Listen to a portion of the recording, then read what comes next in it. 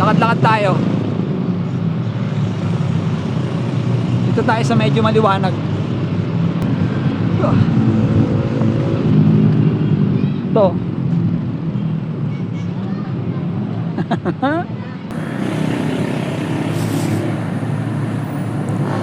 Gabi. Alas 8, alas 7, hindi ko alam. Alas 8 ata.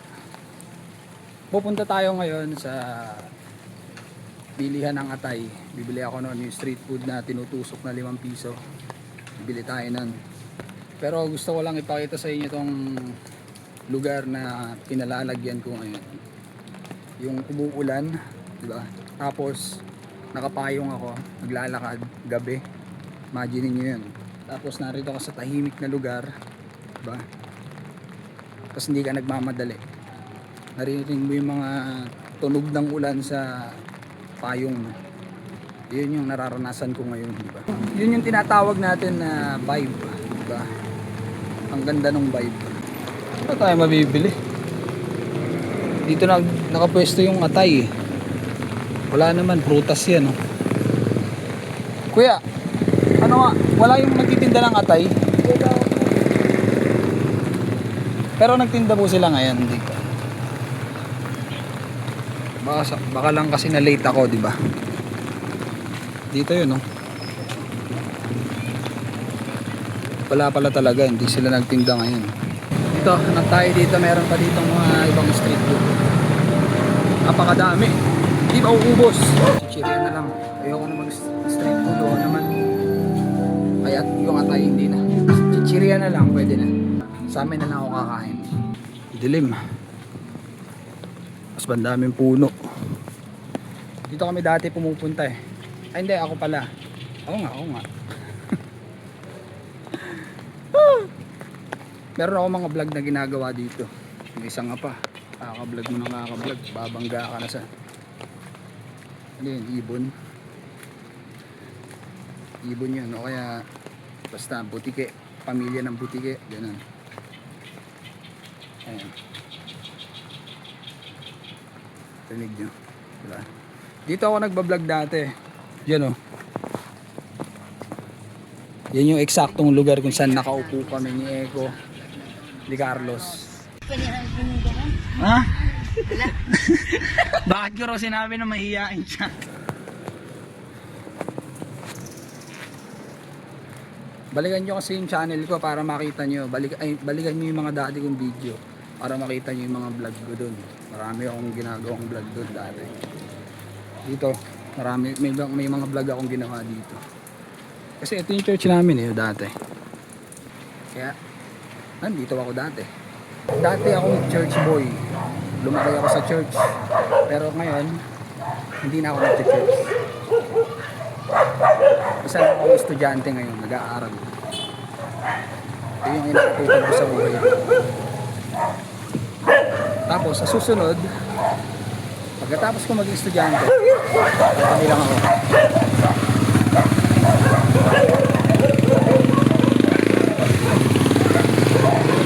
Ingay ano, napakagulo no. Pagkatapos ko maging estudyante, hindi ko na alam kung ano mangyayari sa buhay ko. Pero ngayon, alam ko estudyante ako. Yun pa yun. Yun yung, kumbaga, pinapahintulutan pa ako ng mundo na maging estudyante, na mag-aaral. Ewan ko kung hanggang kailan, di ba? Hindi naman natin sigurado yung buhay. Kaya sa susunod, abangan natin. Ganun kasi talaga yung mindset ko dati pa. O siguro nagbago na lang. Nagbago ako, ganun. Sa ngayon, yun na yung mindset ko. Kasi, wala. Alam ko naman kasi sa sarili ko, no, base sa mga experience ko na hindi ko naman kontrolado yung buhay ko eh. Maaaring meron ako mga bagay na decision sa sarili ko na parang yun yung control ko. O yun yung kaya kong gawin. Kaya parang nasasabi na, kontrolado mo buhay mo. Oo, meron, may mga ganun. Pero, naniniwala ako na mas malaki yung ambag ng mundo, no? Kung bakit ganito yung buhay ko. Mas malaki yung, kasi pinahintulutan ng mundo to, kaya ganito ako. Yun yung paniniwala ko. Pero, meron din ako, syempre, yun nga, alam niyo na yun, guess niyo na yun. Na meron akong part na alam ko yung ginagawa ko, control ko, pero the rest, hindi na sa akin. Diba? Wala eh, ganun yung naging mindset ko. Kasi yun yung naranasan ko eh. Ayan, may hams. Hanggang mamaya, madadapa na ako rito. Kakakwento, maniwala kayo sa akin. Pero yun nga, ayun kasi yung naranasan ko eh. Kaya ganun yung naging mindset ko. Diba? Masisisi nyo ba ako? Eh, yun yung karanasan ko. Iba-iba tayo ng karanasan sa buhay, diba? Alam nyo, sa video lang ako nakapag ganito. Kasi, ang naalam nyo kung ano nasa isip ko ngayon. Pwede kong sabihin lahat ng gusto kong sabihin. Bakit? Kasi, meron akong karapatan na ibahagi yung kung ano yung nararamdaman ko. At walang kahit na anong bagay, walang kahit na sino na tao na pwedeng pagbawalan ako sa kung ano, sa pagbabahagi ko ng totoong nararamdaman ko. Kaya ganito ako. Nagbibideo ako ngayon kasi gusto kong maramdaman o iparamdam sa sarili ko na pwede mong gawin kung anong gusto mong gawin. Walang makakapigil sa'yo. Kahit ano. Kasi ikaw yan eh. Yan yung totoong nararamdaman mo. Kaya ilabas mo yan. Deserve, ano mo yan, rights mo yan. Kasi meron kang pakiramdam eh. Pag hindi mo inilabas yan, may hirapan ka. Diba? So rights natin yun. Nagawin natin kung ano yung gusto natin. At huwag isipin kung ano yung isipin ng iba. Kasi pag iniisip mo yung isipin ng iba, hindi mo magagawa. Parang magiging hadlang siya.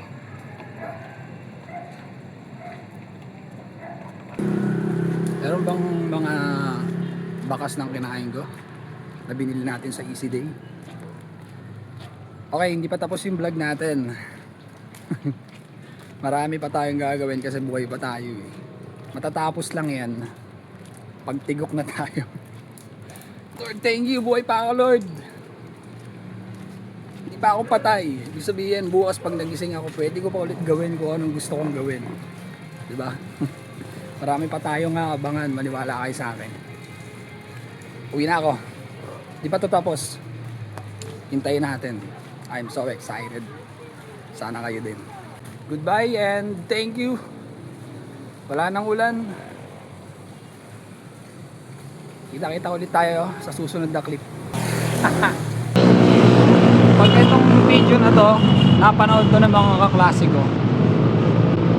Kasi ang nangyari, kikwento ko sa inyo. Ang nangyari, ganito. Habang nagkikwento ako, maglalakad-lakad ako dito. Yung dati kong pinuntahan, bumalik lang ako. Pero ang nangyari ganito. Meron ako mga kaklase na kasama ko kanina. Nag-uwian na kami. Tapos ang sabi ko, meron lang akong gagawin. Hindi nila alam kung ano. At pag napanood nila tong video na to, malalaman na nila. Sabi ko kasi, may pupuntahan lang ako, may gagawin lang ako saglit. So, meron lang akong gagawin dito. Kasi dapat may kasabay ako sa amin eh. Pero sabi ko mauna na sila kasi may gagawin ako.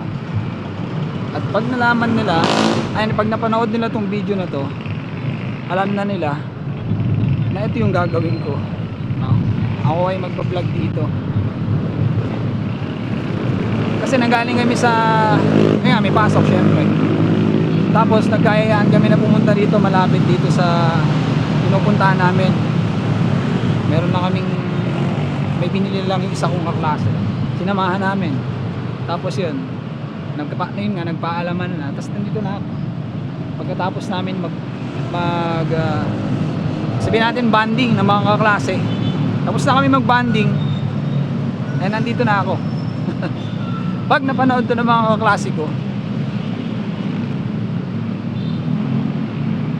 ayan. Kita nyo naman, di ba? Nandito ako sa URS.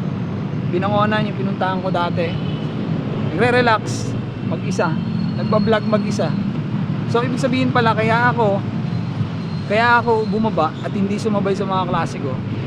Sa madaling salita, gusto ko pala mag-vlog. Gusto ko pala mag-video. Yun pala yung purpose ko. Yun yung dahilan ko. Ngayon alam nyo na kung bakit ako bumaba o hindi sumabay sa inyo, kung bakit nagpaalam ako na hindi ako sasabay. Kasi nga dahil sa pagbablog ko. At naisip ko lang na dito, kasi nakita ko ito yung malapit, so dito ako pumunta, diba? Tama ba yung kwento? Ayos lang, gets diba? Pagkatapos nito, uuwi na rin ako, sakay na rin ako ng jeep. Basta ang gusto ko lang, maramdaman ko na nag-vlog ako, na nag-video ako pagkatapos kong pumasok sa school. Ewan ko, yun yung nararamdaman ko, anong gagawin ko.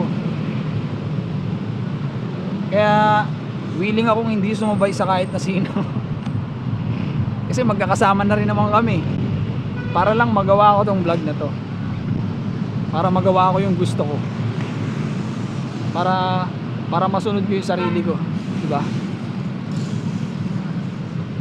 Kaya nandito ako ngayon sa Binangonan ng URS. Ilan talaga, wala kayong ibang makikita sa video na to, puro ganyan, puro ganito, magsasalita lang ako. Basta kasi nga, ang gusto ko lang mangyari, hawak ko tong cellphone na to, nandito ako sa Binangonan, nagbablog ako. Yun lang yung gusto ko mangyari. Yun at yun lang yun, magsasalita ako, yun lang yun. Wala nang iba. Kaya wala kayong ibang i-expect sa vlog na to. Ganito lang, magsasalita lang. At enjoy nyo lang yung view. Diba? Ito yung sinasabi ko sa inyong vibe dito. May mga kalat nga lang, pero mga gamit lang naman yan ng mga ng mga natutulog dito. Siyempre hindi naman mawawala yun. Kahit saan ka magpunta rito, sa kahit saang lugar, may mga ganon, di ba? And hindi naman mawawala yun.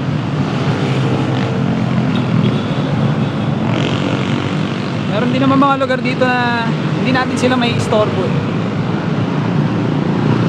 Yun lang.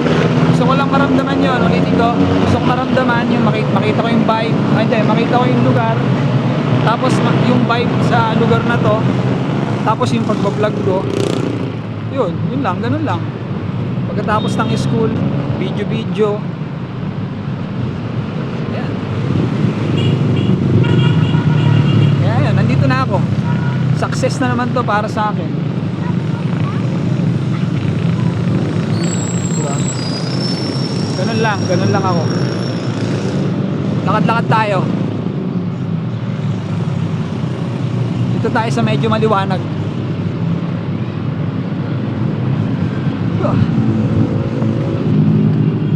Ito.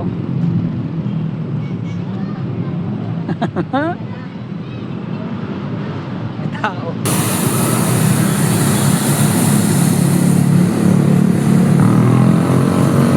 Kapagsalita na ako, tapos na ako magkwento, at narating ko to, naramdaman ko na yung gusto kong maramdaman sa lugar na to.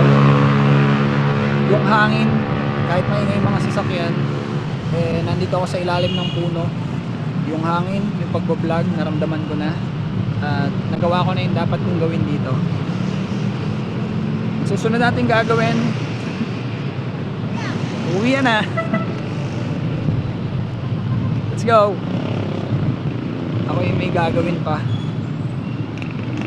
Sakay na tayo ng jeep. Sama ba kayo? Pamasahe, may pamasahe ba kayo? Ano na, para kasama ko kayo. Let's go. Andito tayo sa Wawa ng Bilibiran. Magre-relax.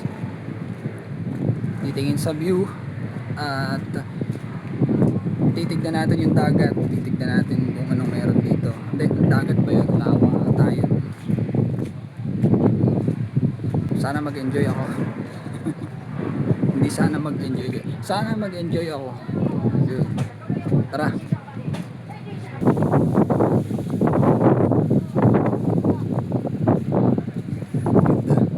Galing kasi ako ng eskwelahan, school. ano kami, nagpa-picture kami para sa ID namin. Ayan. Tapos may groupings yung mga kaklase ko. Grupo nila yon, nasabit ako. Ibig sabihin sinama ako. Ganun. Sa meeting nila, sa pag-uusap nila tungkol dun sa gagawin nila dun sa ano namin, sa report nila, ano namin. Nakikisali kasi ako eh.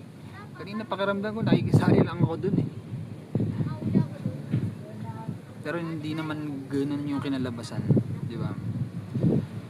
Kasi sila yung unang magre-report, sumama ako sa kanila, kaya naghahanda agad sila.